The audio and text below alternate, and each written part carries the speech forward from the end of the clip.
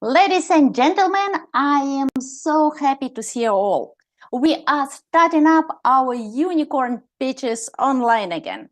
Wishing you all a great season ahead, and what a fantastic event is awaiting for us today. Only the best startups pitching live and great investors within reach. You are at Unicorn.Events, the world's largest startup pitch contest. Welcome, everyone.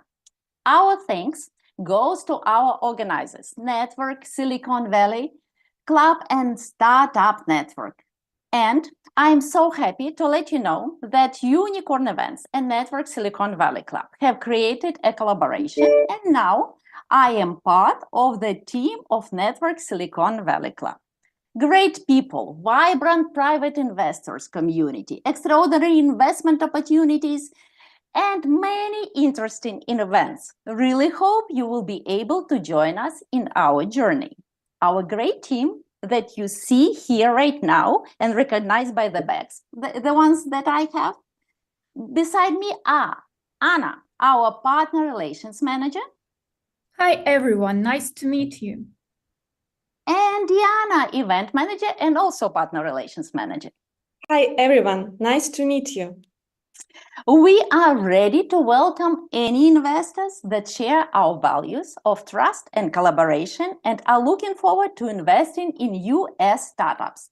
We are building connections to illuminate opportunities. And in addition to many other things, we will be doing a series of online Unicorn Pitches US, which means regular events so we can meet more often and see each other more often. Isn't that great? You can mark dates in your calendar and ping me if you want a private invite, because our next event is coming next month. We will be having our events every second Tuesday, and because here at Network Silicon Valley Club, we are welcoming you to our community where great deals are made and ideas are freely exchanged. And I'm really honored to introduce you to the founder of Network Silicon Valley Club, really intelligent and very charismatic, Maxim Strelchenko. Thank you, Anna. Hi, everyone. I'm happy to see you all at our event today. I'm the founder of Network Silicon Valley Club, a vibrant VCs and Business Angels community. We hold offline events every month here in Palo Alto, and finally starting online events here in the US for investors. I'm located in Silicon Valley, Menlo Park. Our network consists of hundreds of investors, most of whom I know personally. We'll gather online every second Tuesday of the month, and I'd love to have you as our regular guests and judges.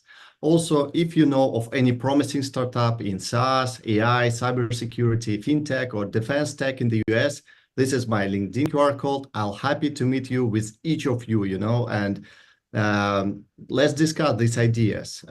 You can also join Network Silicon Valley Club and become a member of our community today via the link in the chat or by scanning QR code.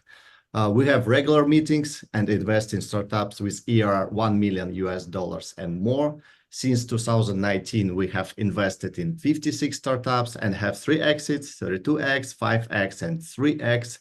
And it's really rewarding to witness our community flourish, expand, and evolve, attracting more talented people. I want to say a few words about the funds you can join. The first is Oppenheimer Fund, an accelerator, which will especially invest in the US incorporated defense, national security, and public safety startups. We have already successfully invested in military startups and are raising a new fund. And the second one, Harvard Business School Alumni Fund and Accelerator, Aluminatus. So please free to contact me to know more, and let's get started. Anna, please continue. Thank you, Maxim. And I would like to continue by introducing you to our ecosystem, because Network Silicon Valley Club as well as Unicorn Events are part of the ecosystem that nourishes and fosters innovation and growth for startups as well as for the VCs and private investors. Unicorn.Events, of course, you know that it's open competition where successful startups pitch for private investors, VCs, and corporations. We are the world's largest startup pitch competition by the geographical outreach and number of the events held already. We shed light on the best startups since 2009 and do our events on regular basis, online and offline here in Silicon Valley and also in Europe. So join us to see the best solutions and meet great personalities. NetworkVC is the heart of our and the management company of our ecosystem. It's also the main center of our venture activities. Startup Inc. is an investor onboarding and management platform to get an access to the exclusive deals worldwide. We at Network Silicon Valley Club use Startup Inc. to facilitate our investors' digital journey. VC House is an association and network created exclusively for the VCs where they can exchange deals they participate in as lead investors. And Startup Network is a marketplace for startups, businesses, investors, and service providers. It's open to everyone and really user-friendly to the venture world. And now, we are starting Unicorn Pitches US. Our great judges will be evaluating startups' investment potential, and at the end, we will have a winner announced. We are live and broadcasting to the whole world. Please share the links you can find in chat with your community so everyone can see you online. And it's time to say thanks to our global partners of Unicorn.Events. NetworkVC, our platinum partner, Network Silicon Valley Club, our golden partner, and Startup Inc., our silver partner. Thank you guys so much for support and cooperation. Unicorn.Events. As I said, the winner of Unicorn Pitches will be promoted to the Unicorn Battle, which are held as in-person events in Silicon Valley. And the winners of Unicorn Battles then get a chance to pitch at Unicorn Cup, a global final, and we will let you know the definite dates. You can see at our event page, unicorn.events. And now it's time to meet our judges. We have so many, so great and wonderful people in the audience. Many unknown to you, and but please, dear judges, there are so many people watching us right now online. Open up to the world. Introduce yourself shortly for 1 minute, pointing out what industry you invest in, what stage of startups you invest in, what's your sweet spot.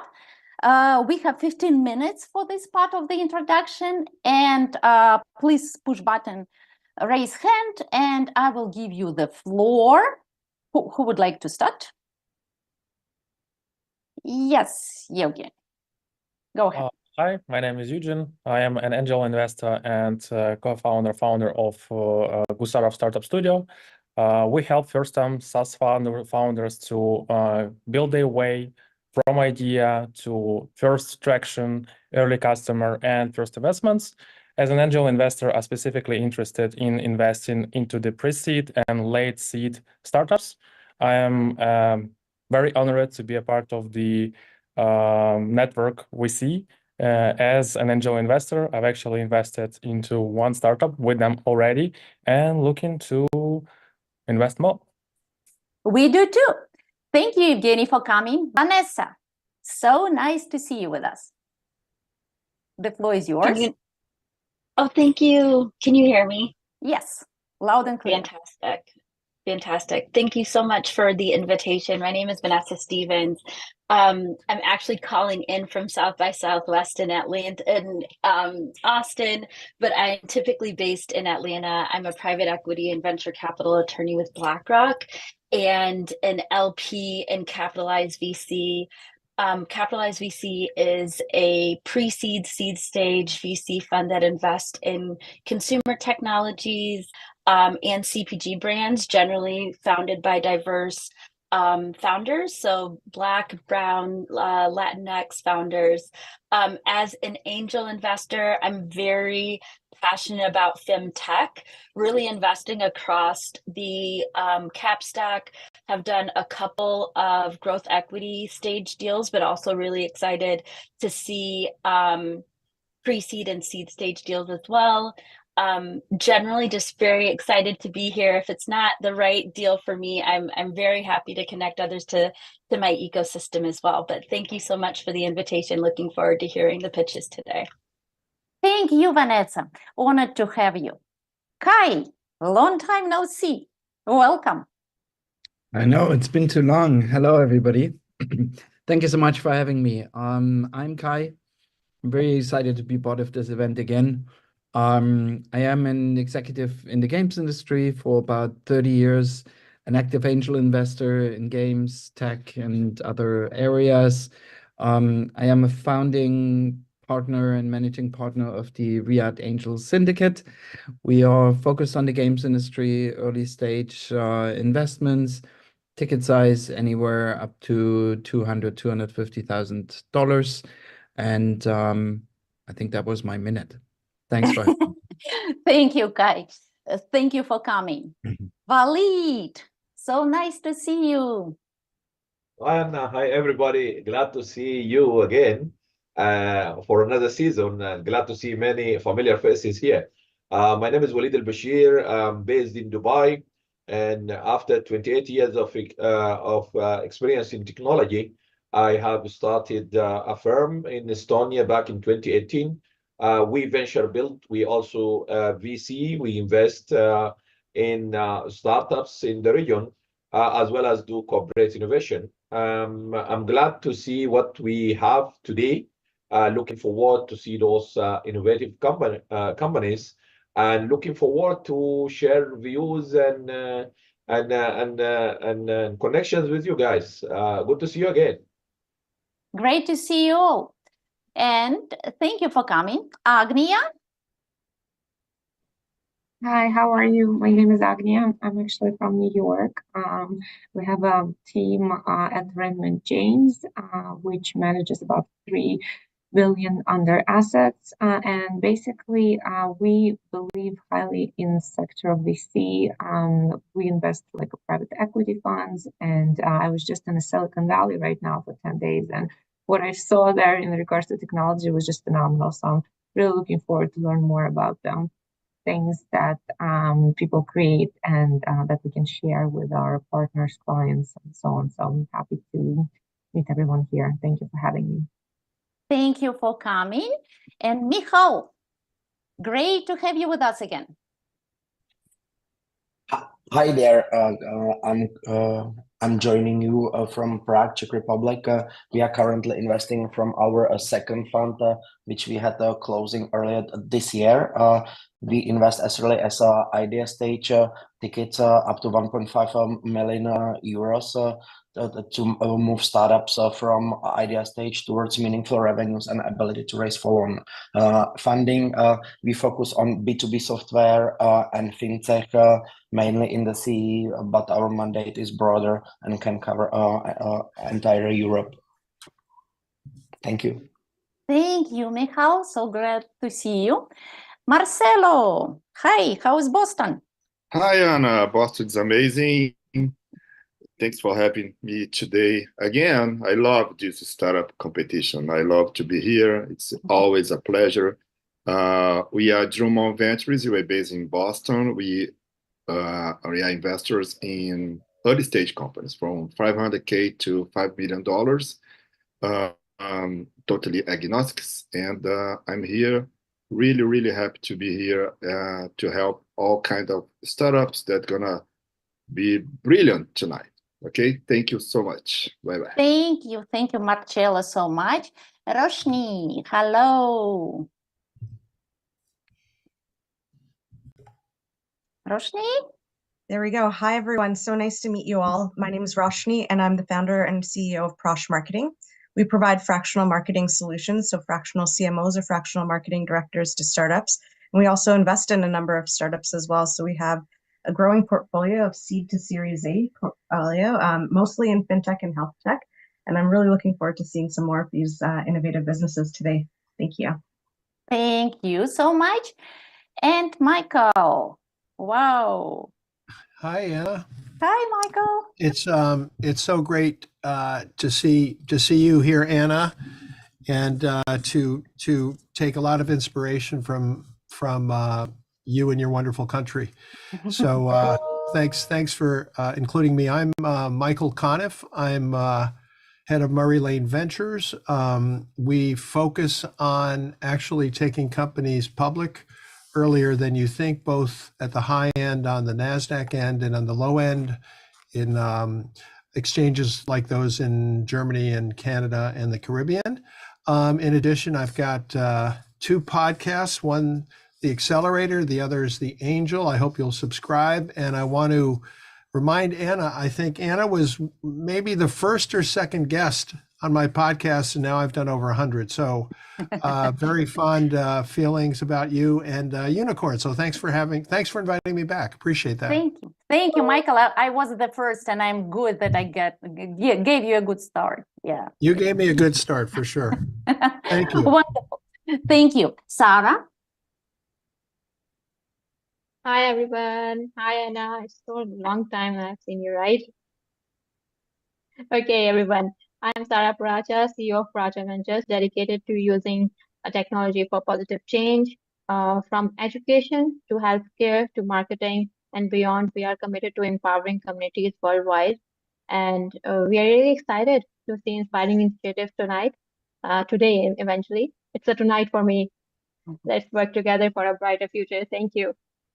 Thank you. And Gabriel, hello.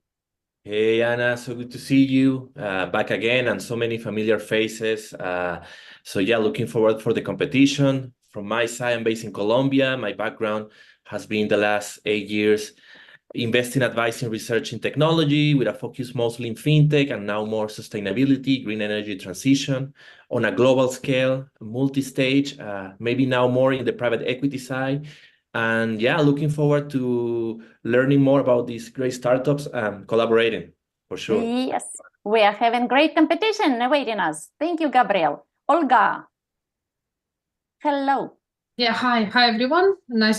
Happy to be here. So my name is Olga. I'm based in Pennsylvania currently, and I'm an angel investor and a business advisor and business coach as well. And I have a lot of experience in banking, like over 20 years already. And currently I'm working at the head of delivery services of Americas in Collaboration Betters the World company. So it's a banking as well. So yeah, happy to be here. And thank you for the event, for the invite. Happy to have you. And David, you are next that I see on my screen. Yes. Hey, everyone. My name is David Miller. I was the founding go-to-market team member at Standard Metrics, a software for the venture community and startups. I was a founder of a media company called The Contribune, and typically invest in seed and Series A startups where I can help on the sales and go-to-market side of things, particularly in B2B SaaS. Not limited to that, but that's kind of my sweet spot, and very excited to be a judge today. Excited to have you. Thank you for coming. Maria, so nice to see you. Hello, everyone. I'm Maria Pinar, based out of San Francisco. And yeah, I'm with the operating partner with Unicorn Growth Capital. We focus on embedded finance, fintech companies pre-seed through Series A in Africa. And that has also a potential for other developing markets. So yeah, excited to see the companies. Thank you. Thank you for coming. Pran, you are driving. Is it safe to introduce? Yeah, no, I'm not driving in the car, but my friend is driving. Hello, everyone. Nice to meet you. Hello from Spain. I'm from Seville. I'm serial entrepreneur. I'm also business angel. I'm member of the Global Business Angel Investor Forum at the Andalusian Association of Business Angels. I'm interested in biotech, digital marketing, and also accelerating startups here in Spain, director of a accelerator program called Boost Me, Impulsame in Spanish. So happy to look what we have today here, the pitch competition. I'm happy to help good connections, everything. Thank you. Thank you. And Fabio, you're next. Hello, everyone. I'm Fabio Bottacci from Sao Paulo, Brazil. I am the founder and CEO of Vinci Digital, which is an industrial IoT AI, generative AI strategic advisory. And I act also as a venture partner at Kobo Fund, which is a London-based deep tech fund, venture capital fund. Usually we work with pre-Series A, Series A deep tech startups, and our sweet spot is $2 million. Wonderful. So glad to have you with us. And Aldo, hello again. Hi. Thank you, Anna. Nice to see you all of you again. See a lot of familiar faces here. I'm Aldo Schenoni. I'm based in Lima, Peru. Founder of Palgo. We are angel investors and also VCs focused in early stage or seed startups, mainly in Latin America, particularly in the South Pacific, Peru, Chile. We are looking forward to see the pictures of the startups and good luck to all of you. Thank you, Aldo, so much. Rajesh, hello. Hi, this is Raj Kandibanda. I lead the battery division at Apple. I also do a lot of private investing, primarily in the health tech side of things. Really looking forward to the session today. And thanks for having me. Thanks for coming. Our pleasure. Yerbalat, hello. Yeah, please speak up. We can hear you. Yeah, good afternoon, good morning for everyone. So my name is Yerbalat. I'm from Kazakhstan. You can call me Boston. So I work for Astana Hub, and we are focusing on increasing cycle time, production, and robotics. So I used to work at Tesla, and I know how it works, and I'm happy to hear from startups and happy to be the judge today. Thank you. Glad to have you. Thank you for coming. Tim, hello.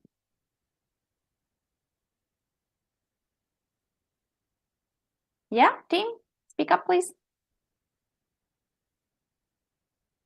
Tim, we don't hear you. Please unmute yourself. There we go. Sorry about that. Yeah. So hello from San Francisco. I'm Tim Fairley, the co-CEO of the technology division here at Hudson RPO.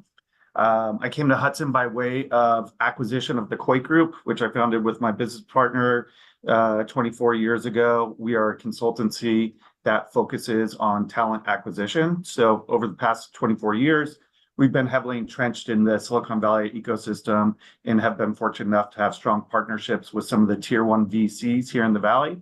And what that really means is that we're on their short list. So they'll bring us into their portfolio companies at various stages of the growth. During the past 24 years, we've had the opportunity to partner really early with these founders and was able to invest in many startups over the past 24 years and have enjoyed several exits. So our sweet spot is really that 50,000 to 500,000 Series A, Series B type of investment. Thank you, Tim. Thank Glad you. to be Great here. to have you. Wonderful. Thank And Ajay will crown it all. Hello. Hey everyone. This is Ajay from India. I manage Silver Needle Ventures. We are an early stage tech focused fund, B2B SaaS, deeper technology, space tech, and generative AI are areas of interest. We normally come in with a 400K kind of a check and then double down in future rounds. Nice to be here. Nice to have you. Alexander, I wanted to call you separately because I know you joined us. And please, ladies and gentlemen, welcome man who invented it all, who started unicorn pitches in the first place, man we all know and love, Alexander Soroka. Hello, Alexander. Hello, Anna. Hello, Maxim. Hello, everybody. And I'm really glad to be here again. As Arnold Schwarzenegger said in his Terminator, we are back. And, we were a bit tired for some time, but, we made a lot of events in Europe, in US, in-person events. Especially, you probably know that we do our in-person event every month in Palo Alto. But online event allows us just to gather together, and we are from different countries, different places. And so it's so great, Anna, to see you here today again. So it's like old COVID times, No COVID. No, all good times, yeah. Okay, great. Talking about our fund, we have like approximately 50 startups in our portfolio today, and we try to invest in 2 startups every month. Usually we invest in late seed and round A stages, usually in the US, but we have some investments in Latin America, Middle East, Asia, Europe. That's probably all. Great to have you, Alexander. Let's start with our event then. Dear judges, I'm so honored to have you all because you are all great. And if we count how much money you have under management, I think it will be a number with 9 zeros, which is really good. Love those people. But remember, you have to vote for the startup's investment potential. In your calendar, you have a voting link as well as in your email. You have received it yesterday, and please push the link. Make sure you're logged in at our event page. Under your profile, you can see your picture in the upper right corner. And beneath each startup, you can see a little scroll bar, and you can move it left and right from 1 to 10, 1 being the lowest investment potential of the startup and 10 being the highest investment potential of the startup. Please vote for every startup so our system can calculate the votes correctly. You can change the vote anytime before the votes are closed, which will be announced separately. So, welcome once again to the Unicorn Pitches US, and we are starting the best part of our competition, Startup Pitches. And it's my pleasure to pass the floor to our wonderful partner relations manager at Network Silicon Valley Club, Anna. Anna, the floor is yours. Let's see what we have today for our startups that already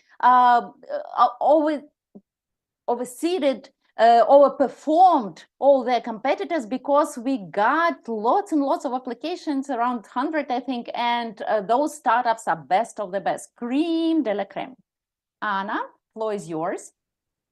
Anna, thank you very much. And let's start our pitch competition. Dear startups, you will have 3 minutes to pitch and 3 minutes for Q&A with the judges. Please keep your answer short so many judges as possible can talk to you. And we recommend not to mention the amount you are fundraising out loud, because some places we broadcast to have restrictions in this regard. Please use our chat to exchange financial information. And now I'd like to give the floor to our first startup, CoinChange. And your 3 minutes are starting right now. Hey guys, my name is Max, CEO of CoinChange, based out of Toronto. CoinChange is a crypto infrastructure platform. So we offer 3 products. One of them is a card payout. One of them is an infrastructure brokerage product, and the earned infrastructure product. So here's the first slide that provides a little bit of the oversight of the business today. We did about 2 million revenue last year. We have Maxim, we don't see your deck. Oh, sorry. Yeah, but I'll keep going. So we have about 40 integration partners right now. Do you see the deck right now? Yeah. Yeah, so we have about 40 integration partners with about $2 million of revenue last year. We doubled the business. Looks like we're going to double this year based on the first quarter. We have 500 business clients. You can see a few there. We've been around for about 3 years right now, so there's lots of information on us online. Yeah, and we have 3 products that we integrate, provide to those fintechs. Here they are. So one of them is the Earn product. So it's a DeFi structured investment product, meaning that you can have a passive income through our DeFi vaults that will give you an exposure to our strategies that we manage on chain. Card payout product is a global off-ramp. So if you're an exchange, your client can buy a gift card or a prepaid card through our technology with crypto on your app. And the trading product, if you want to offer crypto trading on your application, we can provide that through our infrastructure. So all those 3 products, they reinforce each other. So there's definitely competition on both of the verticals. So the trading side, card side, and the earn side. But we feel like those 3 reinforce each other and enable us to go to market in a unique way when the client will buy one of them first and then add the other product, then add third product. So the full lineup gives us a competitive advantage here. So some of the metrics right now for the Q1, we have $60 million under management. I think we're growing to 100 million by the end of the month. We're doing about 200K revenue. Last month, we did about $250,000. The goal with the current pipeline that's already in negotiations with our SDR team is 5 million monthly revenue in 2 years, 400 million under management, and 100 million total card volume. So that's what we're trying to achieve in 2 years. We have a seasonal team, like very professional. So CTO, Chief Science Officer, Chief Operating Officer, Compliance, Security, Growth, and myself, right? So on the right side, you see few venture investors already on the cap table, Spirit, Juan, 2 AMSs, and the professional experience from the team. So we're raising right now $2.5 million to scale the go-to-market. So the tech is there. We need to scale and go to the new markets we're looking at right now. Thank you. Thank you very much for your speech.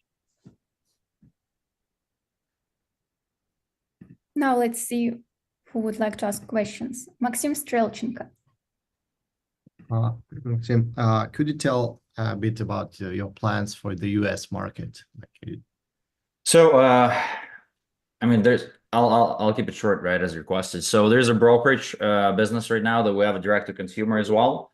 Let's think about it as a Coinbase, but in a very simplified manner. So we have 500 clients there. So if you see the line here, 500 business clients, they're all direct relationships. So we started business as a brokerage 3 years back. So we already have operations in 32 states. It's either a license or authorization to offer that service in that jurisdiction. The earned service is not available directly to the US clients, primarily emerging markets and primarily exchanges who integrate that product, embed that product into their application. On the card product, it's global. So we have clients like Gate.io, Crypto.com, and many others that pretty much have retail exposure in the most parts of the world. So, and what states are you in? Like, California is one of them. California, Massachusetts, New Jersey. So yeah, we have about 32 states right now. Thank you. Any other questions? Olga Feshchenko. Yeah, hi. I think on one of the slides it was mentioned that you were compliant. Compliant with what? Which slide? I mean, compliance is a very, very generic term. I mean, if you are asking about the regulatory foundation of the business, yeah, right? Yeah. So there's a couple of lines of business here, right? So the gift card business, it's pretty much a resale business. So we're connected to a bunch of aggregators and issuers with Visa directly, because Visa sells the gift cards as well. Amazon, Walmart, right? So gift card compliance is by default from the issuer side, and we follow the metrics. Like there's a metrics to follow based on the jurisdiction and the currency. On the brokerage side, the compliance is either the MTL license by the state, or it's either direct authorization by the state to operate based on the business plan and FinTech, FinCEN registrations. Right. So on the earned side, it's impossible to offer it directly to the consumers in the US because DeFi is unregulated in the US, right? Or if it's regulated, it has to be regulated as a fund and the SEC registered RIA, what we don't have. So the earned product primarily sold through partners in the emerging markets. So we have about right now 10 partners on the earned side. So Brazil, Philippines, Poland, Turkey, Peru, and they will have to have a license to offer that product to their end customers because it's going to be in their application and under their balance sheet. Okay, clear. Thank you. Yeah, thank you. Sara, you're welcome to ask your question. Yeah, so I just wanted to know that what would be the next emerging market of yours, like where you wanted to launch next? I mean, right now the strategy of go-to-market is not what we want. It's like where we have the exposure. Let's say Unicorn in India. It's one of the oldest exchanges in India called Unicorn. They are launching our product right now next week. And then there is another 10 exchanges. Sorry to interrupt, but your time is over. You can ask all the questions in the chat. And now let's move to our next startup, Supportfinity. Hey, hi everybody. Can you hear me here? Yes. Awesome. All right, so I'm sharing my screen now. All right, so can you see my screen? Yes. Awesome. All right. So thank you so much. My name is Monada. I'm the CEO and co-founder of Supportfinity. Supportfinity is a recruitment automation platform with the power of AI that saves 90% of time and cost of any hiring process. Before going to Supportfinity, I would like to share more about my experience as a hiring manager at a Dow Jones company. And it was always very frustrating and it ends up always with a hit or miss hire. I used to shuffle with my recruiter between tabs and every process I need to use a different tool and the integration was always poor. So the hiring as a problem is a very big problem. The cost of hiring per every position here in the US is around $4,200. The number of tools used is around 18 tools, which is an insane amount of tools that I need to integrate. And the number of days I need to fill a position is more than 60 days. So that's why we invented Supportfinity. Supportfinity is the one subscription for companies to fully customize and hire their hiring process from the very beginning to the very end that saves around 90% of time and cost. One tool with the power of AI, but not just AI, it's a power of community, AI, and design. We put the whole puzzles of hiring in one place, from planning, attracting the right talent, sourcing for more than 1.3 billion profiles, recruiting with an enterprise-grade dashboard, vetting, which is a kind of a mind-blowing feature where we will be able this month to launch it, creating assessments on any topic with AI instantly, and then get the results in the dashboard, and then sending very beautifully designed job offers. And this is a screenshot of part of the product. We have an epic product with a stellar actually onboarding process at enterprise grade. We created a community of around 60,000 also members of our community. You can think of it like something like LinkedIn, and we also have a patent.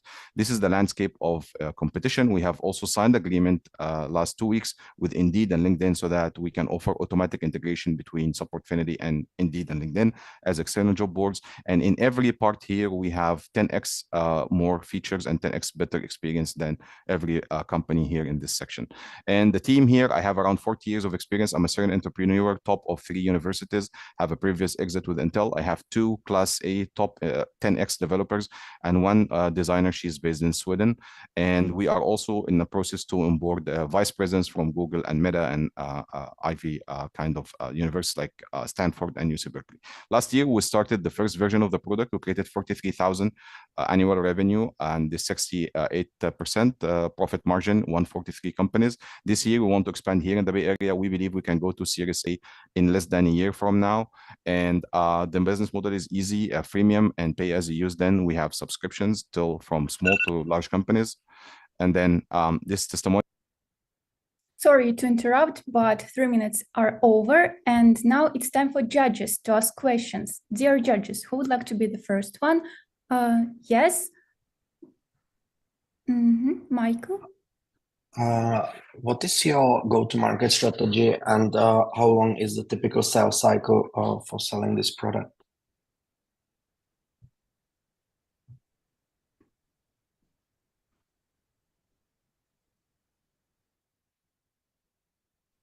You're on mute.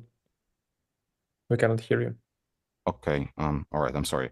Yeah. So we have a product-led growth, and actually we found that the process of converting is around less than 60 days. We let customers come in as free, and then they convert once they like the product. And then we also go to outreach, working directly with companies with outbound sales. And here in the Bay Area, I have started already working with some startups, and they started use the product now.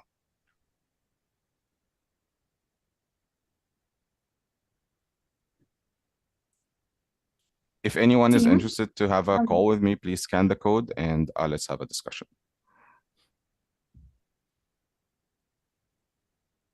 Tim, now you can ask a question. Oh, thank you. 2 questions. First, when you say you have a community of 60,000, is that 60,000 people using the product from those 143 clients? The 60,000 from our community. So we created a community. Think of it something like LinkedIn, and I can share with you actually how it looks like. So this is what we're trying to do. We are owning our data. So we have 2 data sources for companies to source from our community, which is the 60,000, and it's growing actually every hour. And then we have also 1 billion profile access so that we can provide sourcing engine from Supportfinity to every recruiter. Got it. And what's the cost, average cost per seat? We don't charge per seat, we charge per features actually. So we have, as I mentioned here in the last slides here, so we have the starting one from $99. Let me go back here. Till actually we have custom plans for large enterprises. So we have 99, 299, 599, then the enterprise one for custom features for large enterprises. Thank you. Appreciate it. Sure. Vanessa, please ask your question. Sure. Thank you so much for the pitch. Of your current revenue, and you can probably stay at the last slide that you were sharing, could you just at a high level provide a breakdown of every subscription class? Yeah, so last year we launched actually in Africa, and that was a just freemium model, so you pay as you use, and we worked with large companies, so we don't have the subscriptions yet. So companies use us for free, and then they pay us a premium once they have a successful hire. And we managed here to go through very small companies to very large companies and public sectors like PwC and Ijada, which is one of the largest company hiring in the Middle East by numbers in more than 5 countries. And we work also with multiple startups. Sorry, unfortunately, the time for Q&A is also over. And now let's move to our next startup, Mobility Partners.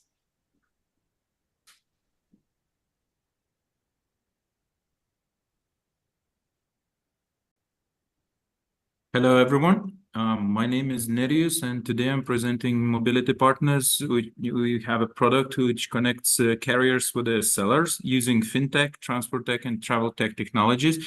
I will start with the amazing team that we have. We used to be young, now we are seasoned professionals. And Mr. Sergey Gil, he's CEO and co-founder, serial entrepreneur. He has one successful exit with 4 times the value. Orest Shechkovich, CEO and founder, he's expert in management, and he used to manage one of the biggest bus companies in Europe. Mr. Sergey Fomenko, board member and ex-VP of Ukrainian Airlines. Of course, he's an expert in aviation. And myself, I'm having 20 plus years of international business development. So we start with the problem. If you see at the market and compare aviation and ground transportation, you see that in ground transportation, it's very fragmented and is lacking of digitalization badly. It doesn't have common standards, and it doesn't have a global distribution system, and it doesn't have global payment settlement. What it means in the normal world and the normal words, it means that when you're buying a ticket from LA to fly to Paris, you can change 4 planes, you can change 2 companies, and at the same time, you have just 1 reservation number, and you're good with that. Now, this would not happen in ground transportation. You cannot do the same going from Warsaw to Madrid because you have to buy different tickets. Now, we have a solution for that. And we created a revolutionary SaaS product, which actually connects those carriers on the ground to the agencies that sell the tickets. And biggest advantage, of course, is multimodality. We actually connect them together. We actually can connect different types of transportation, having just one reservation. At the same time, we're offering a global distribution system, global settlement system, and we're really easy to integrate. So you don't have to be an IT professional to integrate our system and start using it. Now we're very fast. We can integrate any API in 4 days. We can localize in your own language, your own currency. It's just 2 business days. None of the competition can do it at the moment. Now, all these potential clients of ours, travel agencies, medium and small ones, they're dreaming to become online trading agencies.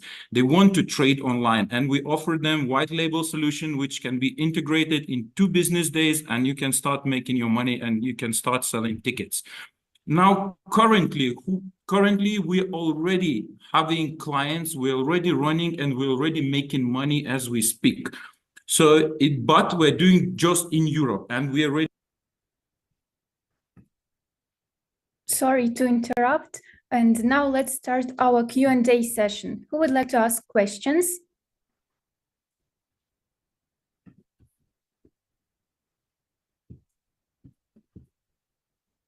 Tons of questions.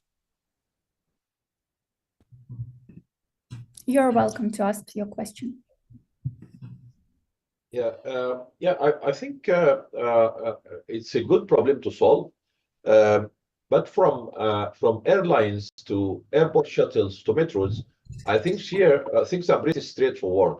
But when you get into other multimodal, integration, like ride hailing and personal mobility and stuff like that, how do you deal with this? I mean, do you provide a sort of system for them? Or because most of them, they are very heterogeneous, they are not connected to each other. How do you deal with this? We introduced the common standard for the API, and we're collecting those APIs from the carriers, meaning bus operators and train operators, and we are connecting them into one system based on our common standard. That's how we do it. So yeah. Did I answer your question? Yeah. Go ahead. Okay, thank you. Hello, am I my turn? In the United States and parts of the rest of the world, there's the ski resorts have banded together for one pass to do the marketing. The yeoman's work for marketing this kind of thing that brings other things together. Do you have any plans to market this as a singular advantage for the consumer? It's actually, we're not going, we are B2B2B company. Basically, we're offering the engine which agencies will use, and then those agencies, they can do what you said, what you just named, because we're not going B2C, yeah? We're not going to offer anything to consumer. We're basically providing the engine with the standards that from one side carriers are using, from the other side agencies are using, who are actually selling the tickets and who are aggregating. So they would also provide the customer support? Sure, because we are providing customer support B2B, meaning that we're solving problems between our, API integration problems and things like that. Okay, thank you. So thank you for this amazing presentation. The question that I would like to ask is, what is your current target market and what is your current traction on this target market? Currently, we received some financing to expand in Europe, and we're looking for extra financing to expand in other continents, meaning the MENA countries, then Africa and South American countries. So that's our target. And also we're looking to improve our technology a little bit, to automate it using artificial intelligence. Yeah, and what are the current numbers? Like, how many customers do we get? What is the growth rate? If you allow me to go back in Europe, we have more than 3,500 bus carriers connecting 12 European railways and 120 plus agencies now. And it's all in Europe, yeah.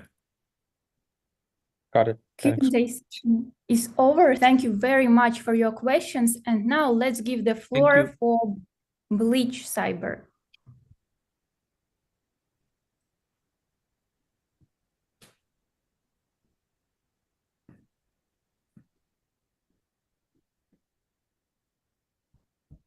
Bleach Cyber. Just coming. Yeah.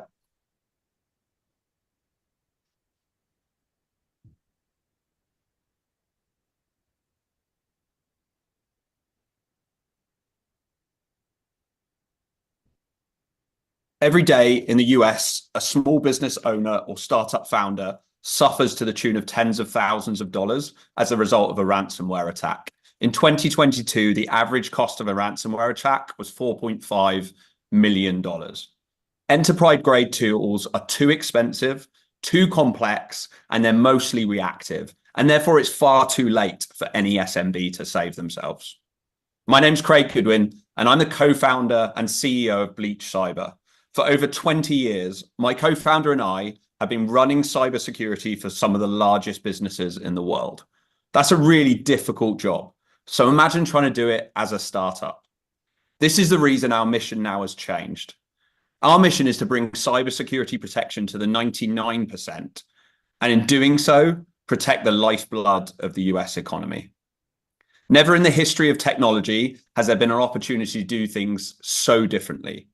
Transitions to the cloud mean that we can deliver cybersecurity that is truly affordable and scalable at the same time.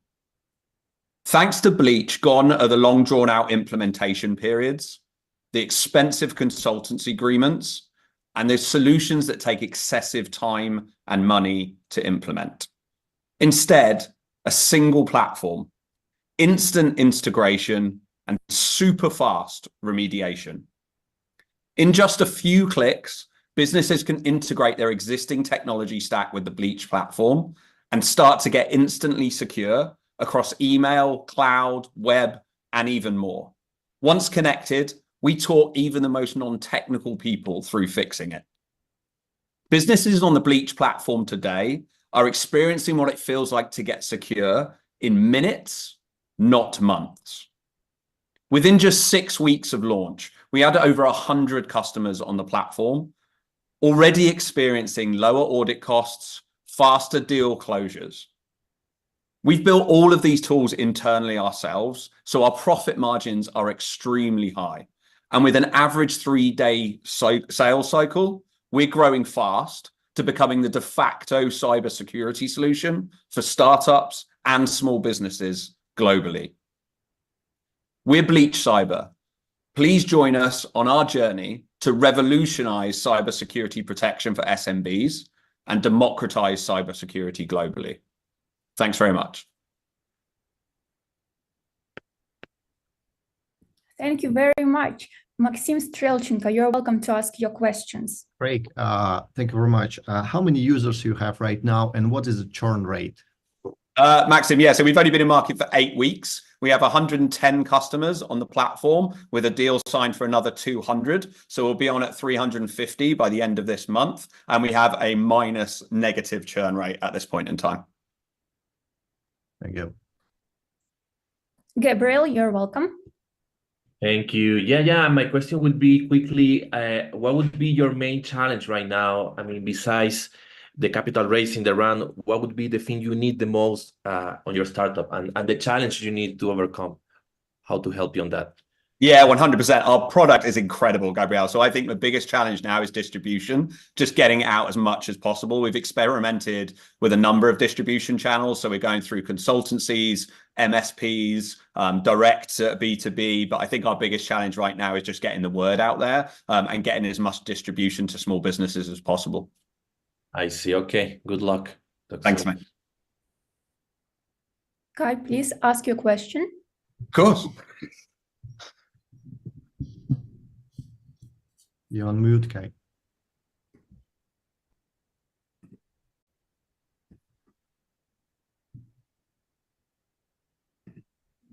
Did we lose him? Sorry. I had a question about go-to-market as well, but what I'm interested in your current customer base, is there a percentage of companies that got recommended by your existing customers? And what's your strategy for that? Yeah, for sure. We very quickly, I'm sure you know this, Kai, set up a really good referral program instantly. So founder-to-founder communications is obviously really, really strong. So that referral network is going really, really well. But then also partnering with other businesses that work with small businesses. So we're in a lot of perk stores like HubSpot, Deal, Salesforce, AWS, et cetera, et cetera. So word of mouth key in the startup space. So yeah, absolutely lots of referrals going on. Cool. Thanks. Maria, please ask your question. Just curious, what's the average size of your of the SMB customers that you are targeting? We started really small, Maria. So we've gone for SaaS companies that are less than 50 employees is our standard right now. But through consultancies, we're moving up. So we've got the last 10 customers have been 1,000 employees plus. So I think there's an opportunity at the small end, but also in the mid-market, depending on the distribution. Thank you.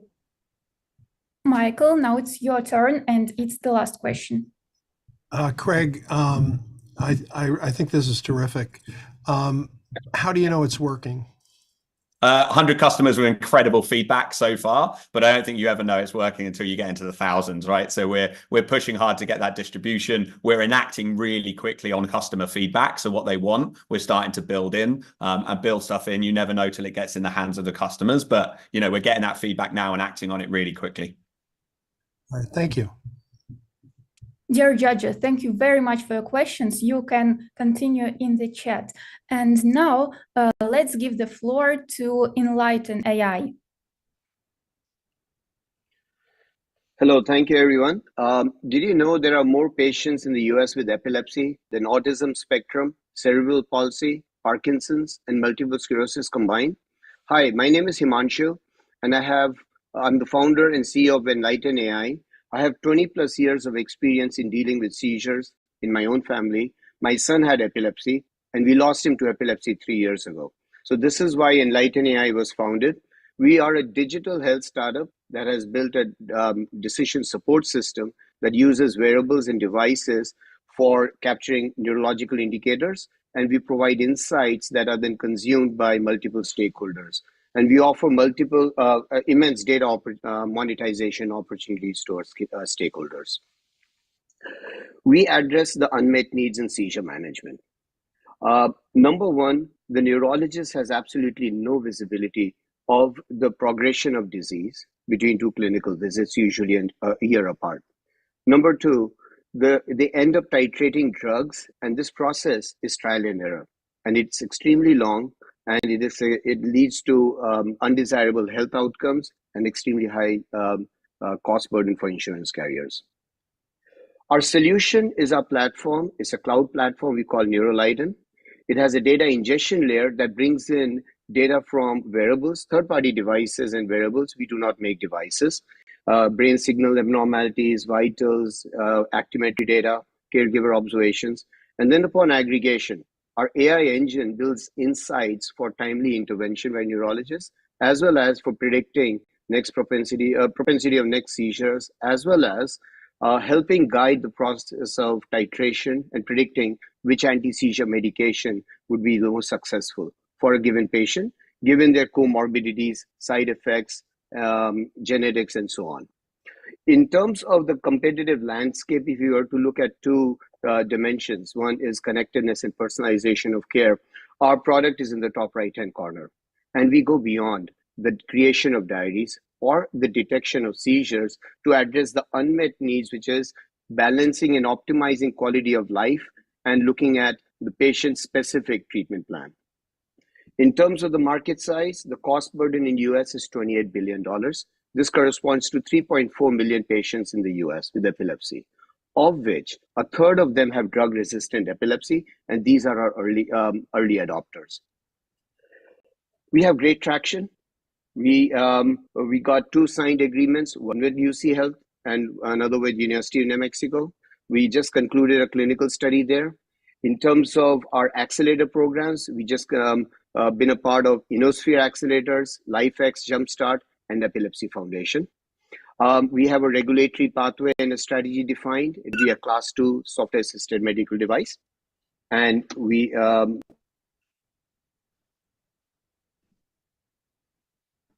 Awfully sorry, but now we have to start our Q&A session. And judges, Waylett, the floor is yours. Thanks for the presentation. I think this is a major challenge to tackle.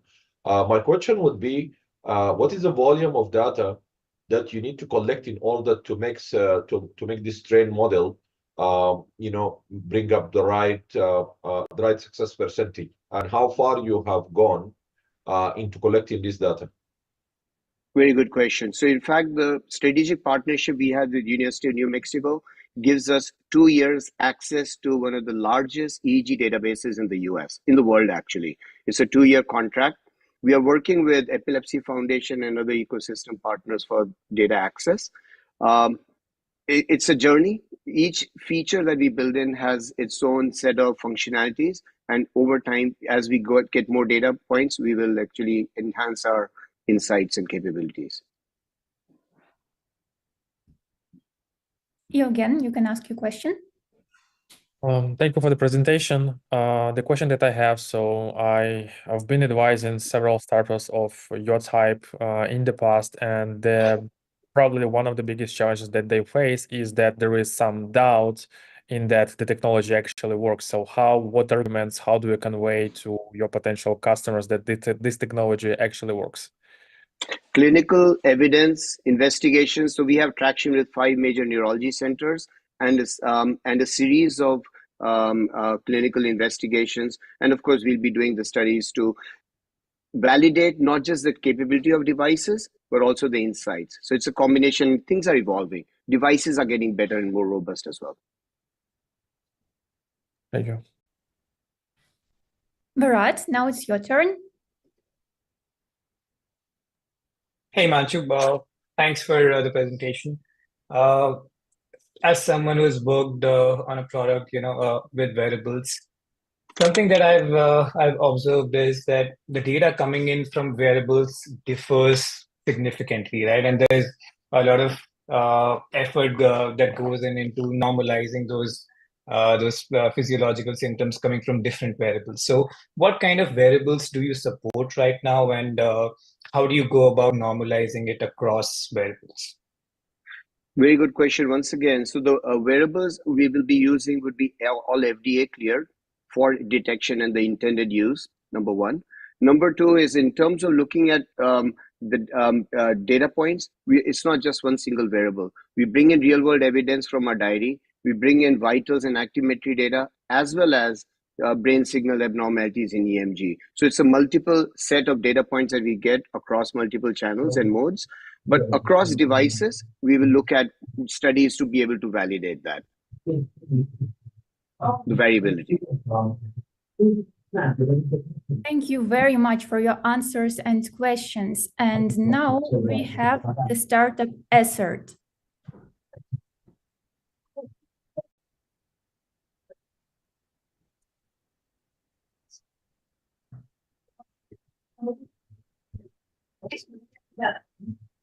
Can you see my screen?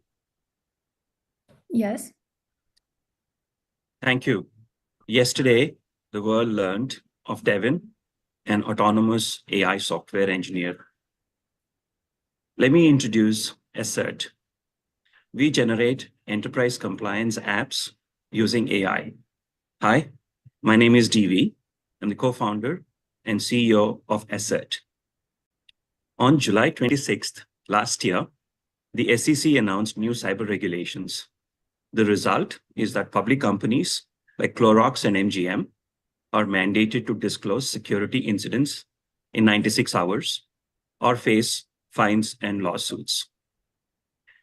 Assert generated a compliance app to automate SEC cyber compliance and avoid fines and lawsuits. We started demos in 6 weeks. This is super fast. We could do this because we laid a foundation to transform regulatory compliance. First, we built a declarative AI platform to generate compliance apps. Second, we generated and deployed several compliance apps, including SEC cyber compliance and AI governance. And third, to establish a business model, Asset executed agreements worth 4.75 million in committed revenues with partners. The GRC market stands at 130 billion estimated. We are eyeing the 600 million SEC cyber market, targeting 800 public companies, and broadly, the incredible 8 billion governance and risk posture management market opportunity. Well, we do not compete with Devin, the new autonomous AI software engineer. We compete with traditional GRC solutions that rely on time-consuming and expensive services. Asset unlocks value for customers in 4 weeks, and using declarative AI, we quickly adapt to regulatory changes. The team has 3 prior exits. I founded 3 startups with 1 exit, developed India's first antivirus product, and wrote 2 books on compliance. JC Reddy, our CTO, founded 2 startups with 1 exit and developed the declarative AI platform. Brad has been a privacy attorney for over a decade and sold his recent practice. Along with the advisory board, we bring a vast network driving revenue growth in 24 and beyond. So, okay, what's in it for you? Our next step is to supercharge sales. Asset is raising 1.5 million. Invest in us and transform the future of enterprise compliance. Judges, please vote us as the perfect investable B2B AI startup. Thank you very much. Reach out to me at dv@asset.io. Thank you very much. And Jordan, please ask a question. Thank you for this. Is Devin name under DV, or is that my imagination? That's the first question. Second is you're showing a run rate of $1 million. What does it look like in 25 and 26? Third question, how do we know it works? And fifth question is, what's the exit for you? Okay, Devin is not ours. Devin is just got announced by Cognitive Labs, another funded startup, and it's on Twitter yesterday, everywhere. Okay. Very well. Okay. I'm sorry, I didn't get the second question. I was writing fast. Run rate for 2025 and 26? Exit 2025, strategy. we expect to do. How do we know it works? It works because we are already talking to several large public companies, already piloting the product. Right now, we've several partners already in the pipeline, working on that as well. And we are in production with several compliance applications. The exit strategy, we look at either M&A. That would be, most startup companies' exit strategy. And what are we looking at for next year? We are looking at doing anywhere between $5 to $8 million in 25. Devi, the exit strategy isn't really good. There's some definitive approach for you. Are you looking for a large global to buy you? Are you looking for a private equity? Who's buying what in your space? We have a list of 60 companies in the B2B SaaS space that are likely acquirers.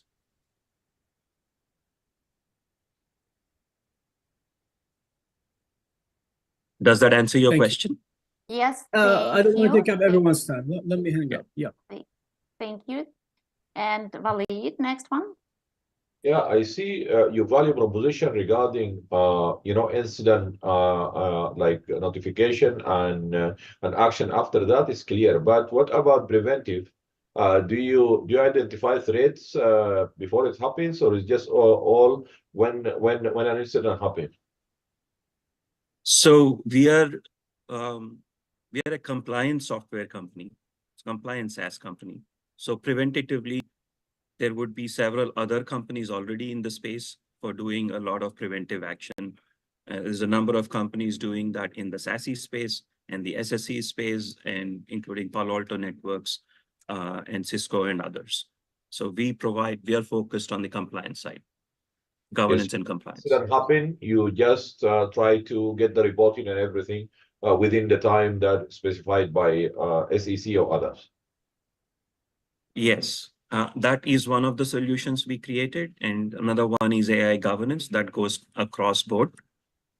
So it is a question of generating more and more regulatory compliance applications. Got it.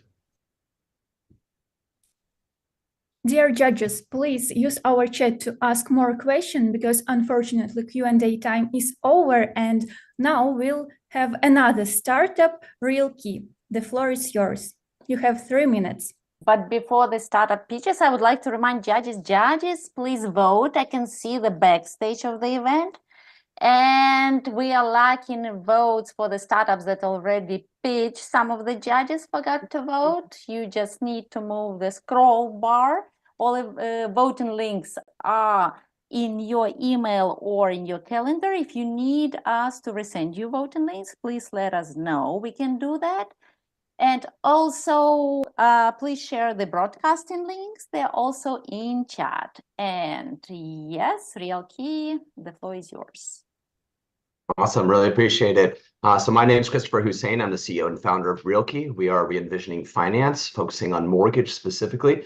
Many of you have seen us before, and I'm happy to go through and report that we've grown substantially over the last few years since launching the product in late 21. So despite the high rate environment, we've been growing about 45% year over year, and we're currently at 4.5 million in ARR, and we're looking to go through and to raise current rounds so that we can go through and to address enterprise clients that are in late stages.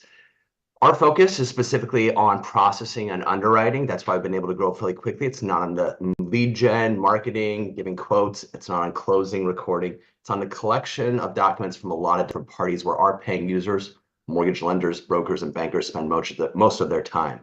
The way that we've gone through and approached the ecosystem is to fill the gaps of the present products that are used by our paying users, whether it's a point of sale for you as a consumer. Whenever you click on a website and apply online, that collects your information, runs it through an automated underwriting system, which unfortunately just gives you a set of cookie cutter documents to upload, and then it all ends up in their core platform, the LOS, which, as you can imagine, looks like an LOS.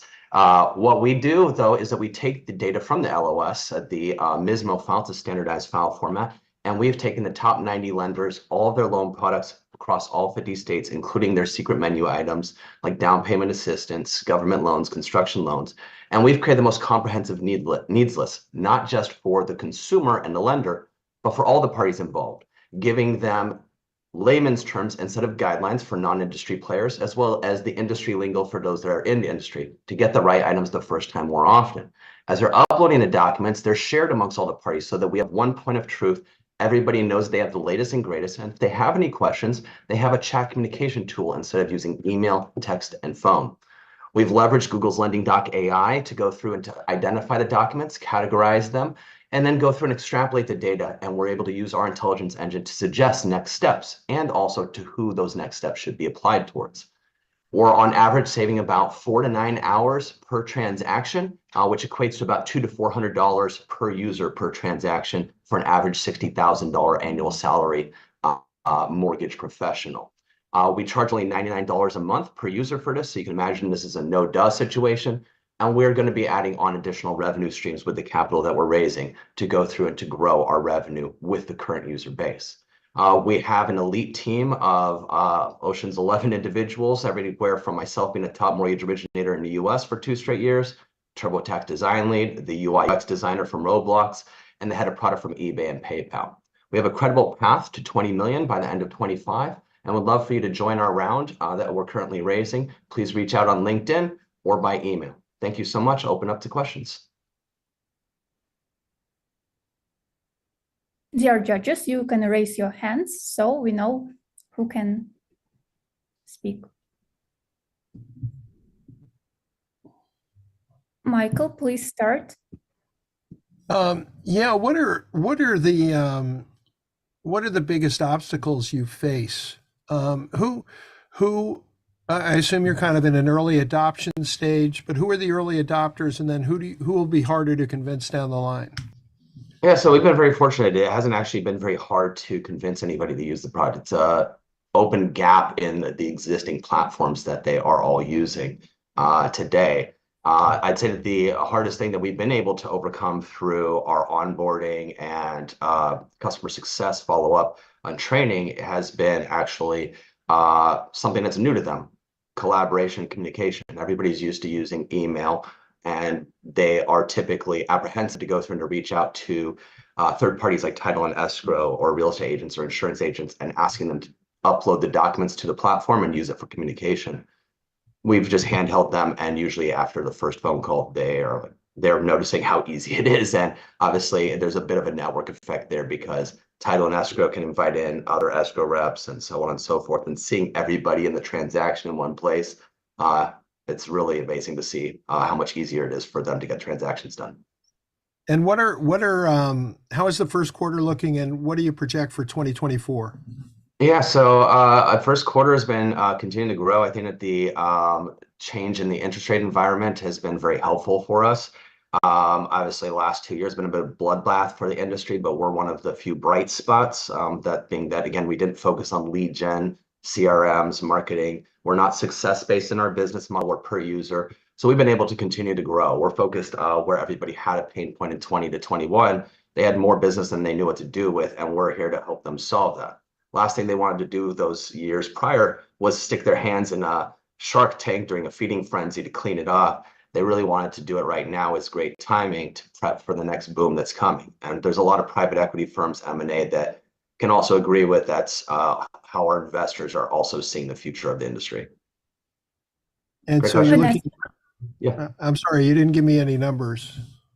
Happy to go through and get into diligence. I'd love to go through and talk with you a little later, but if I could get to the next question before we run out of time, that'd be great. Okay. And now, Vanessa, you can ask your question.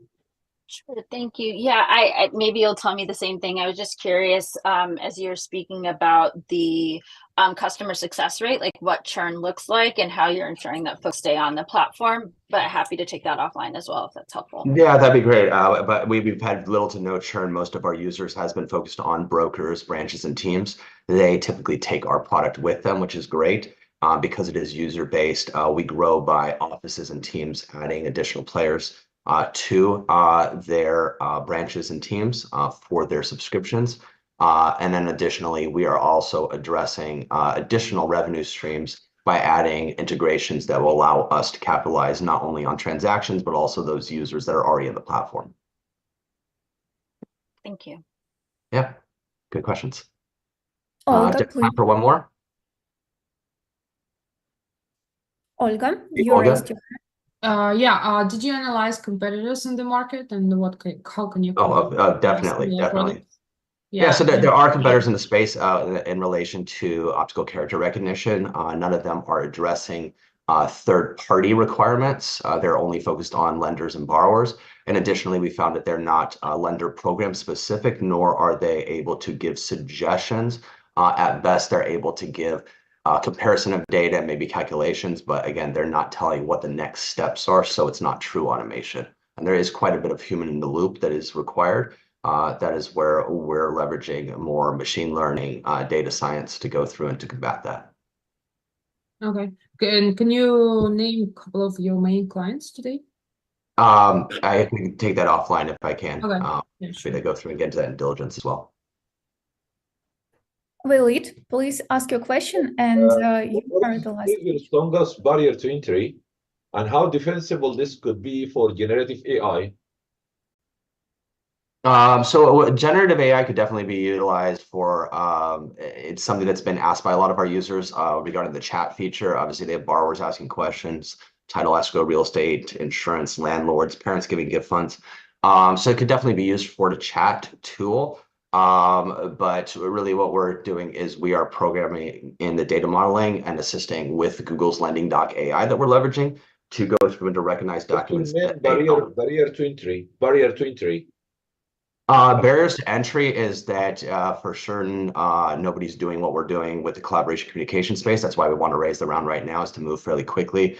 And we believe that we can very easily take over the ecosystem fairly quickly. It also helps with adoption of our core product, which is the processing and document collection review side of the platform. Other barriers to entry would include the fact that none of the core platforms nor any particular lenders, brokers, or banks could do what we're doing, being that title, escrow, real estate agents want one dashboard and one login to see all their platforms. But again, happy to take this offline and love to chat further. Thank you. Dear Christopher, unfortunately, the time is over. Thank you very much for your answer. Dear judges, don't forget to vote. And let me introduce our next startup is AI for Pet. All right. Hello, everyone. My name is Eric Pai with AI for Pet. We are providing an AI-powered healthcare solution for happier pets and pet owners.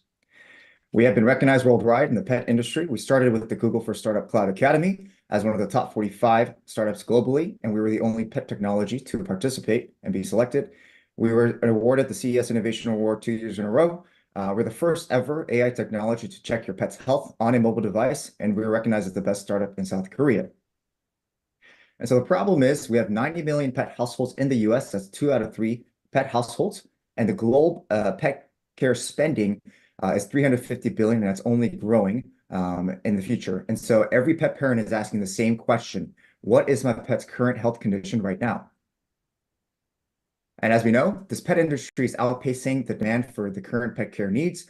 Pet ownership boomed post-pandemic. 1 in 5 new pet households were added. 1 in 3 will continue to spend more money on their pet's health.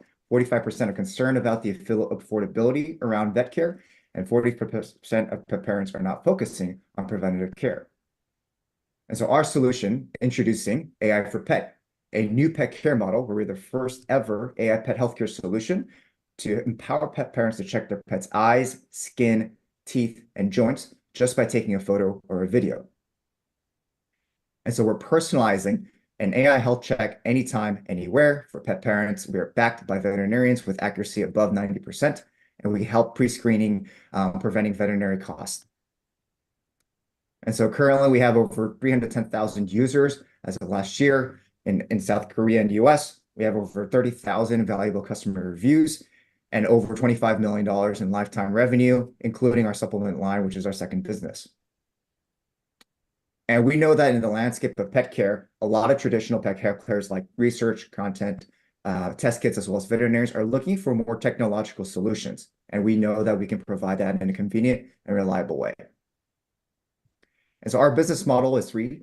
We have the B2B where we partner and we license our service, license service agreement. We also partner with hospitals. We have 10 beta hospitals currently in the US that's recommending and pre-screening their clients, as well as our commerce platform where we're able to recommend certain products and services for pet parents. And so we have a variety of partners currently ongoing in South Korea, as well as the US, Germany, and Japan. And we're very excited to continue to offer our pet healthcare to these pet care needs. We know that the market is huge. We started in South Korea as a pilot test. We have seen great traction. We are seeing great success now here in the US. We launched this in December and have about 8,000 users currently. And our main goal is to expand this globally for all pet parents. And so last year we did $6.2 million in revenue. We're projected to do 22.6, and by 2027 hit $190 million revenue. Dear Eric, unfortunately, your time is over. It's time for Q&A. And Maxim, what questions do you have?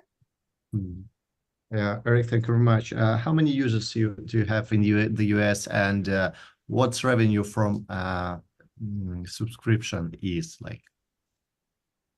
Yes. So right now in the US, we launched in December. We have about 8,000 users, and that's continuing to grow. We actually had a very great CAC cost of acquisition, about $2.65, which was half of what the average North American app market is, around $5.65. We also have really great traction with partnerships right now, like I mentioned, with the model hospitals and some of the other largest. We actually have the largest animal ingredients company worth over 100 billion in valuation partnering with us very shortly. What was your second question, Maxim? Software revenue from your software.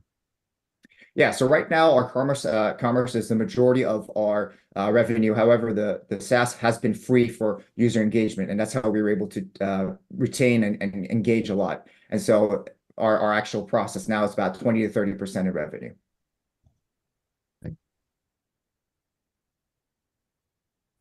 Gabriel, please ask your question. Yeah, thank you very much, Anna. Yeah, very interesting startup and approach. Maybe you explain it, but I just wanted to know maybe the uniqueness on your solution, and also, correct me if I'm wrong, you're already in South Korea and the US, right? Or any other market? Yeah, those two. So we partnered with Korean University, Seoul National University accredited veterinarians, as well as specialties in the veterinarian space to help label and validate this to get to 93%. We also have white papers published. And we did launch actually in Germany and Japan and spreading throughout Europe as well as the other Asian markets. Yeah, interesting. Let's talk further. Congrats. Yeah. Thank you, Gabriel. Kai, the floor is yours. Oh yeah, my question was already answered, but I think this is great. I'm a pet parent of a 15-year-old dog, so I know a thing or two about veterinarian costs. I think this is great. You said you launched in Germany. Was that a soft launch, or are you out there already? Yeah, so we've actually been launching the MVP platform to first introduce on the app stores on both Android and Apple. So that's available now in Germany as well as the US. And we're continuing to do that actually in globally. Cool. Are these apps then localized, I assume? That's correct. Okay, cool. Awesome. Thank you. Good luck. Thank you. Walid, please ask your questions. Yeah. How long do you think it will take you to make 100x for the investors who are coming right now? Yeah, well, right now we're projected to do 190 million, like I said, by the end of 2027. We have strong partnerships with 9 countries right now, and ongoing with the other B2B and hospital players. And so really it's about the strategic partnership and the strategic fit for these partners who can help us really expand our user engagement and our revenue model. How many years do you think? I'll give you 3 years, but we can chat further on the numbers specifically.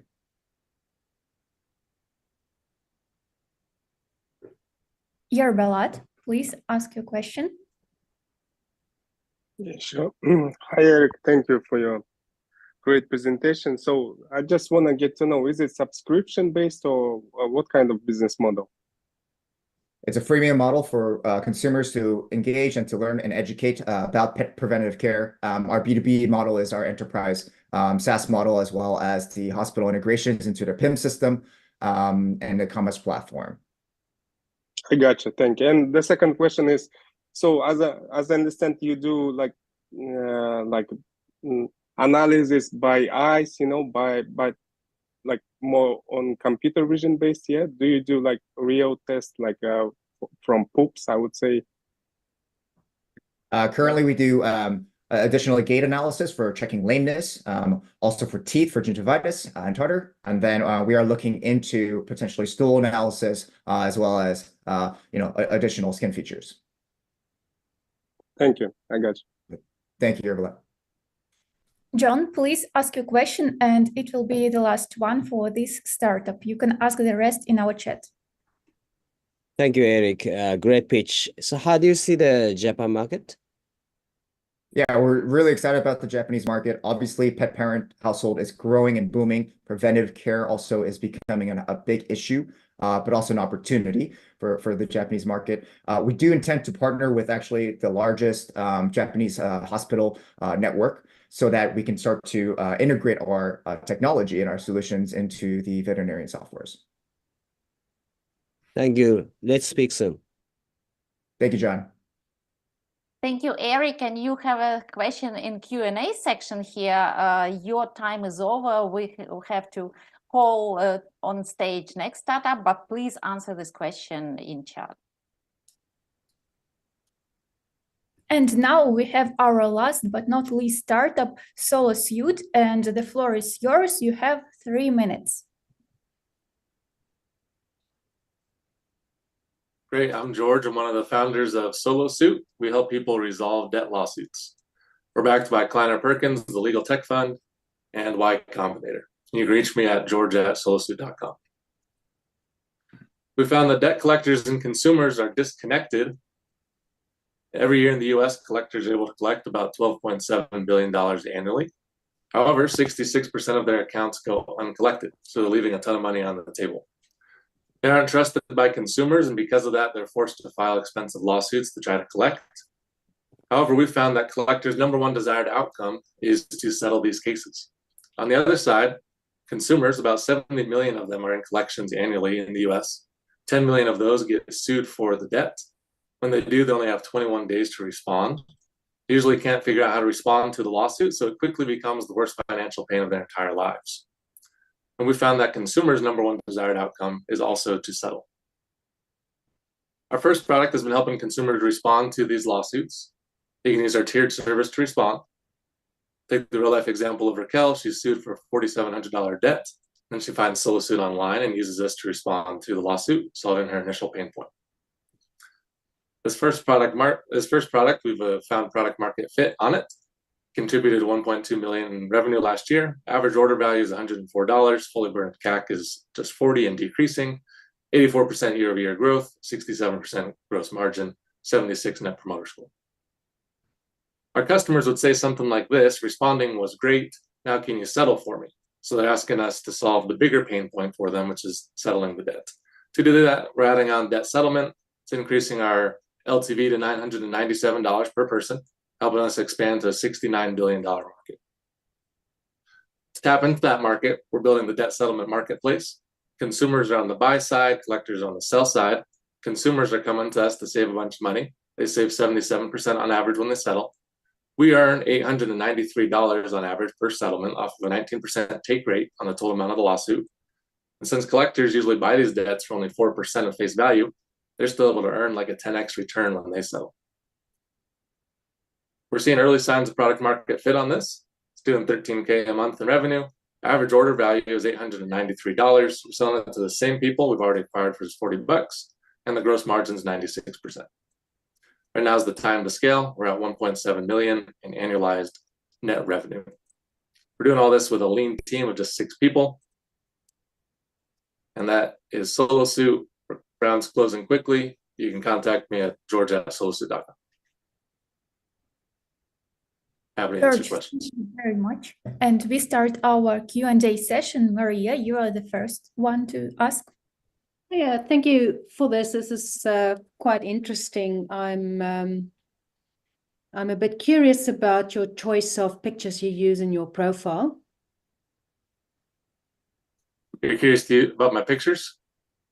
Yeah, I mean, you seem to be building in a specific bias with regards to who your potential customer is. Now, I'm not sure how I feel about that, but anyway.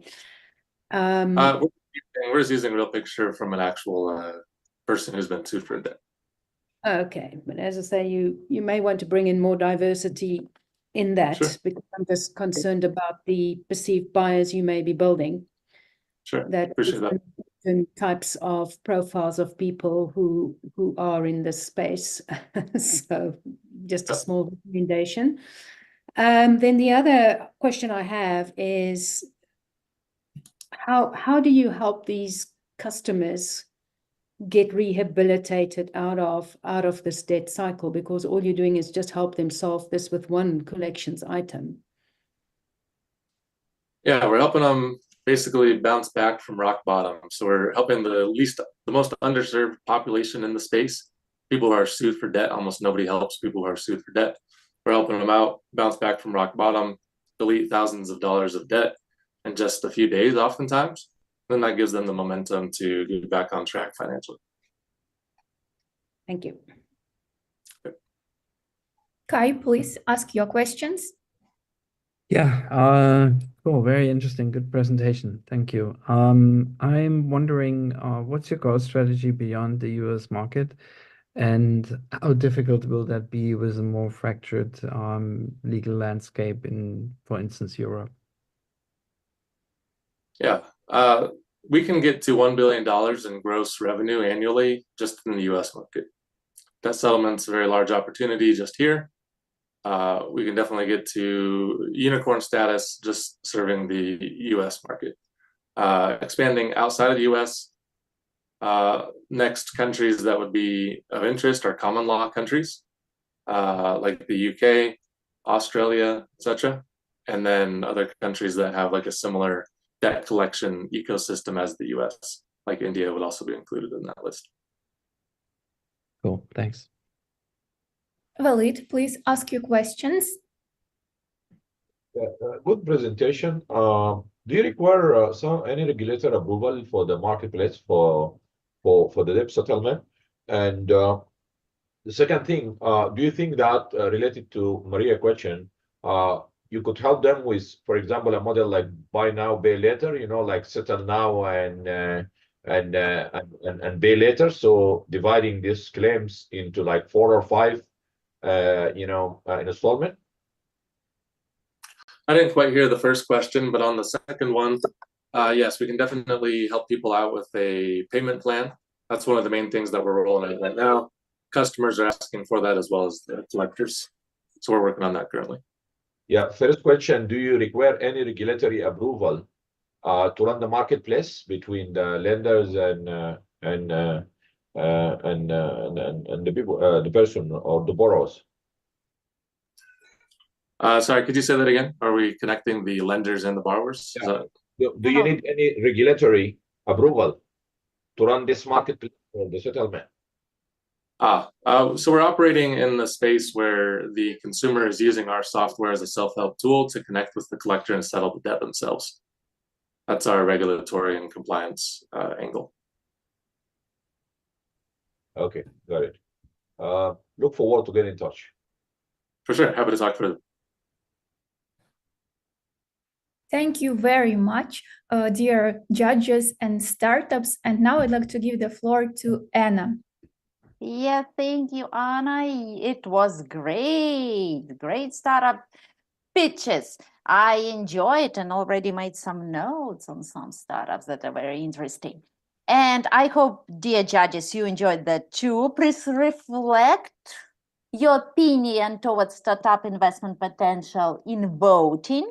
In 1 minute, we will be closing the votes. Please make sure you voted for all the startups. Go to our event page. Each of you have your own personal link to vote. Please use it and go to event page. It leads you actually. When you push it, it opens event page with your profile.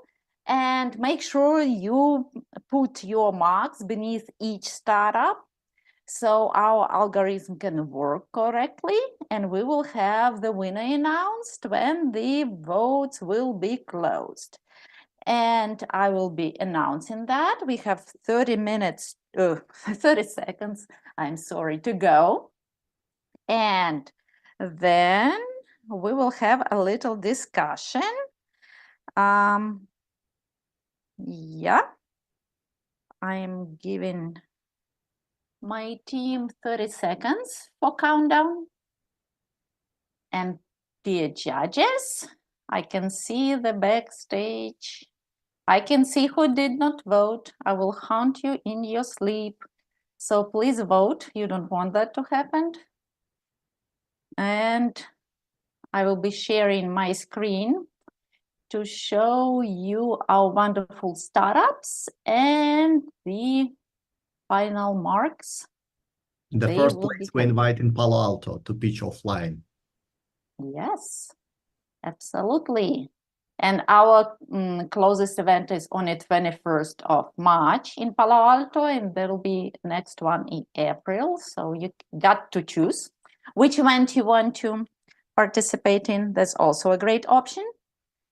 Okay, yes, so it's 10, 9, 8, 7, 6, 5, 4, 3, 2, 1. And here we have our startups. And I push button refresh, and we are witnessing, ta-da, that we are having event today, which is good. And congratulations, the first place in our Unicorn Pitches US goes to AI for Pet with 7.49, and Bleach Cyber got the second place with 6.52, and CoinChange got the third place, 6.32. Congratulations, AI for Pet, you have a ticket to unicorn battle in Palo Alto, and our judges can also choose another startup who can go, and it will be announced separately in mail. But AI for Pet, congratulations, it's your moment of glory. Please share your thoughts on the competition, and did you like it, and how did you enjoy it? Yeah, thank you again for the opportunity. Thank you, judges, Network Silicon Valley Club. The 7.49 score is great. We'll make that, higher next time. But really excited to really talk with all the great players and the partners and obviously the startups here. Was really honored to be here today. So thank you so much. You're welcome, Eric. Do we get at Network Silicon Valley Club discount on using your app for our pets? I'll send a personal invite for everyone here on the list. Good, thank you. That's what I love about Unicorn Events. You get all those wonderful stuff. Okay, thank you, dear judges. That was official part, and now we can network. Please share your thoughts with the startups. Tell them what to approve, because they have a long journey and they need to fundraise, and you're absolutely sophisticated and experted in many, many areas. So yes, please speak up, Michael. On the AI for pets, I've actually spent quite a bit of time in this space recently, and I think this is a really great approach. The one thing I would be concerned about is the accuracy of the testing. I guess 90% sounds high in a way, but it also sounds a little low to me. And to misdiagnose somebody's pet could really be a serious problem. The other thing, Eric, I would say is, how do you this space is already pretty competitive, and so how do you make sure that you are the de facto way to care for a pet? But I think it fills an enormous gap. It's clever, it's simple, and I'm not surprised you won. So congratulations. Well, thank you, Michael, and happy to chat offline. I'll comment on obviously the accuracy piece, that when you could take a look at the veterinarian human error, it's not 100%. There's a lot of errors that happen within 15 minutes of a veterinarian's screening. And so we've also done a lot of comparative analysis on how this supplements veterinarians versus taking away their jobs. Just like how the computer helped transform the way we work digitally, this will transform the way we work with the veterinarians as well. Thank you. Thank you, Eric. And dear judges, you can refer to any startup, you can refer to any fellow judges. Remember that our main task at Network Silicon Valley Club is to expand our vibrant community. We have the best people in our club who are very talented, very sophisticated, intelligent, and very interesting. And we plan to do many, many more events, not only pitch events, but we plan to go out together, right, Maxim? What do we have in mind? Do golf? Sure, Anna. Yeah. Tournaments? I think we had around 300 participants, and we aim to get around 500 in April. So thank you very much for joining us. And I think, yeah, we did a great job. Yeah, but very limited time to pitch, 3 minutes. Yeah, I feel like uncomfortable when we should cut our presenters, and we have to think about it, maybe, yeah, to take more time. You want to do a revolution and expand it to 5 minutes? Alexander is not happy with that. Alexander invited 3 minutes, and he is not happy with expanding. I would say try it even 10 minutes per startup. No. But after that, even one judge don't want to come to listen. No, I'm sorry. 10 minutes is just way too late. The benchmark in the industry is between 3 and 5 minutes. 3, and it's like, if companies cannot tell their story in 3 minutes, they provide the wrong information and too much. So I'm quite happy to suggest to keep it to 3, because it's really also there to help the startups be more concise in their narrative. Thank you, Maria. Thank you so much. And what do you think? Maybe we should do something else, do pre-pitch or something, how to involve judges more. Do you want to get more information on the startups, less information on the startups? How should we? Anna, can we go to the moon together next time? Do you know Elon Musk personally, Alexander? Yeah, maybe we can ask him. Why not? Yeah, probably. Why not? Yeah, Agnia? Oh, yeah, I'd like to receive like a little bit more information on the startups, maybe like beforehand, if possible, maybe like a one page, that would be great, just to look over and then hear their pitches. Okay, I hear Yeah. you. In fact, you can find information on event page. Okay. Oh, it's an event. Okay. And there is an information, and you can download a pitch deck as well there. Okay, perfect. Thank you. So it's just very easy. But maybe Anna will send the updates after the event. Yeah. Done. It can be done easily. No problem at all. Always like to communicate with every one of you. And I'm reminding you that on the 16th of April, we're having our next event. If you know any startups and you had seen what a level of startups we are looking for, with the revenue in US, with lots of customers, with the wonderful solutions. So please send them our way and we will skyrocket them to unicorns because we're unicorn pitches. And I'm really honored to tell you that our event is over for today and I'll see you all online on the 16th of April. So thank you all for coming. Thank you, Maxim, for Network Silicon Valley Club being with us. Thank you all, and you're my best. Bye-bye. Thank you. Thank you, guys. Bye-bye. Bye, everyone. Bye. Bye-bye. Please take our photos.